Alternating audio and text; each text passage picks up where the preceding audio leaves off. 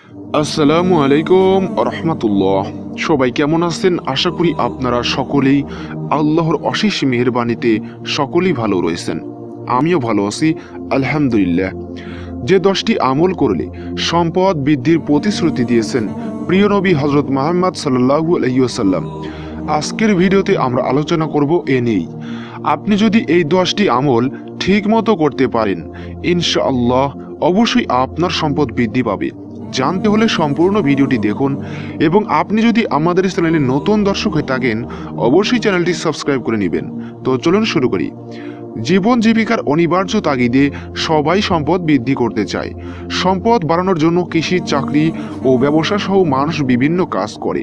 সম্পদ বৃদ্ধির আশায় মানুষ পরিবার ছেড়ে এক জায়গা থেকে অন্য জায়গায় এবং এক দেশ থেকে অন্য দেশে চলে যায়।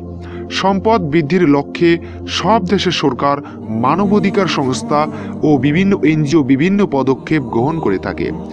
ইসলাম এসব পদক্ষেপের যুক্তি অস্বীকার করে না, তবে ইসলাম এর সঙ্গে আরও কিছু অভ্যন্তরীণ উপায় সংযুক্ত করে।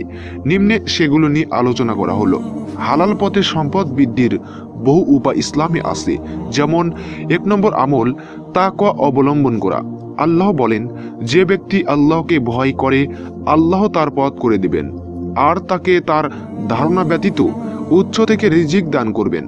যে ব্যক্তি আল্লাহর উপর নির্ভর করে তার জন্য আল্লাহই যথেষ্ট, আল্লাহ তার ইচ্ছা পূরণ করবেনই। আল্লাহ সব কিছুর জন্য স্থির করেছেন নির্দিষ্ট মাত্রা। সূরা তালাক আয়াত নম্বর 2 থেকে 3। 2 নম্বর আমলটি হচ্ছে আল্লাহর কাছে ক্ষমা চাওয়া। নূহ আলাইহিস সালাম এর জবাবে পবিত্র কোরআনে এসেছে, আমি বললাম তোমাদের রবের কাছে ক্ষমা প্রার্থনা করো, তিনি তো মহা ক্ষমাশীল। তিনি তোমাদের জন্য প্রচুর বৃষ্টি বর্ষণ করবেন, তিনি তোমাদের সমৃদ্ধ করবেন ধন সম্পদ ও সন্তান সন্ততিতে, এবং তোমাদের জন্য স্থাপন করবেন উদ্যান ও প্রবাহিত করবেন নদী নালা। সূরা নূহ আয়াত নম্বর 10 থেকে 12। তো দর্শক, 3 নম্বর আমলটি হচ্ছে তাওবা করা। তাওবার অর্থ হচ্ছে পাপকে ঘৃণিত কর্মজ্ঞান করে বর্জন করা, নিজ ভুলের জন্য লজ্জিত হওয়া এবং ভবিষ্যতে তা না করার দৃঢ় প্রতিজ্ঞা করা। হুদ আলাইহিস সালাম এর ভাষায় কোরআনে এসেছে, হে আমার জাতি, তোমরা তোমাদের রবের কাছে ক্ষমা প্রার্থনা করো, অতঃপর তার দিকে নিবিষ্ট হও, তিনি তোমাদের ওপর প্রচুর বৃষ্টি বর্ষণ করবেন এবং তোমাদের শক্তি বর্ধিত করে দিবেন, আর তোমরা অপরাধী হয়ে মুখ ফিরিয়ে নিও না। সূরা হুদ আয়াত নম্বর 52। 4 নম্বর আমলটি হচ্ছে আল্লাহর উপর ভরসা করা। প্রিয় দর্শক, শুধু আল্লাহর উপর আন্তরিক নির্ভরতার নাম ভরসা। ওমর ইবনুল খাত্তাব রাদিয়াল্লাহু আনহু থেকে বর্ণিত, রাসূল সাল্লাল্লাহু আলাইহি সাল্লাম বলেছেন, তোমরা যদি আল্লাহর উপর যথাযথ ভরসা করো তাহলে তোমাদের জীবিকা দেওয়া হবে সেভাবে যেভাবে পাখি রিজিক প্রাপ্ত হয়। পাখি সকালে ক্ষুধার্ত অবস্থায় বের হয় এবং পেট পূরণ করে সন্ধ্যায় বাসায় ফেরে। তিরমিজি হাদিস। 5 নম্বর আমলটি হচ্ছে যথাযথভাবে আল্লাহর ইবাদত করা। ইবাদত রিজিকে বরকত আনে। মহান আল্লাহ বলেন, আর যদি তারা তাওরাত ও ইনজিলের এবং যে কিতাব কোরআন তাদের রবের পক্ষ থেকে তাদের প্রতি অবতীর্ণ হয়েছে তার যথারীতি আমলকারী হতো, তাহলে তারা ওপর আকাশ থেকে এবং পায়ের নিজ জমিন থেকে প্রাচুর্যের সঙ্গে ভক্ষণ করত। তাদের একদল তো সরল পথের প্রতীক, আর তাদের বেশিরভাগ এমন যে তাদের কার্যকলাপ অতি জঘন্য। সূরা মায়েদা আয়াত নম্বর 66। 6 নম্বর আমলটি হচ্ছে শুকরিয়া জ্ঞাপন করা। কৃতজ্ঞতার সম্পদ বৃদ্ধি করে। পবিত্র কোরআনে এসেছে, স্মরণ করো সে সময়ের কথা যখন তোমাদের রব ঘোষণা করেন, তোমরা কৃতজ্ঞ হলে তোমাদের অবশ্যই বাড়িয়ে দেব, আর অকৃতজ্ঞ হলে অবশ্যই আমার শাস্তি বড় কঠোর। সূরা ইব্রাহিম আয়াত নম্বর 7। 7 নম্বর আমলটি হচ্ছে কর্জে আহসান প্রদান করা।